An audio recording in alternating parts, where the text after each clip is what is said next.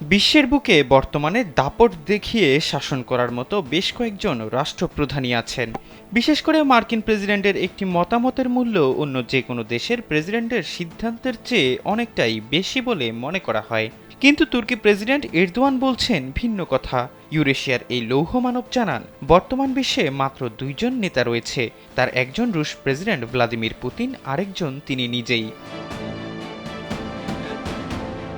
Erdogan জানান, বর্তমানে বিশ্বে অভিজ্ঞ নেতা আছে মাত্র দুজন, তাদের একজন হচ্ছেন তিনি এবং অন্যজন রুশ প্রেসিডেন্ট ভ্লাদিমির পুতিন। কারণ হিসেবে তুর্কি প্রেসিডেন্ট জানান, তিনি এটি এ কারণে বলছেন না যে তিনি তার মধ্যে একজন, বরং এজন্য বলছেন যে পুতিন যতদিন ক্ষমতায় আছেন তিনিও প্রায় ততদিন, অর্থাৎ 22 বছর ধরে ক্ষমতায় আছেন, অন্যরা চলে গেছেন।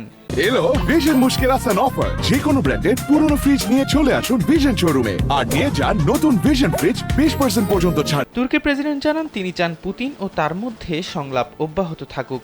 রাজনীতিতে সংলাপ অব্যাহত রাখা খুবই গুরুত্বপূর্ণ। যেমন জার্মান চ্যান্সেলর অ্যাঙ্গেলা মার্কেলের পদত্যাগের পর জার্মানিতে রাজনীতিও শেষ হয়ে গেছে।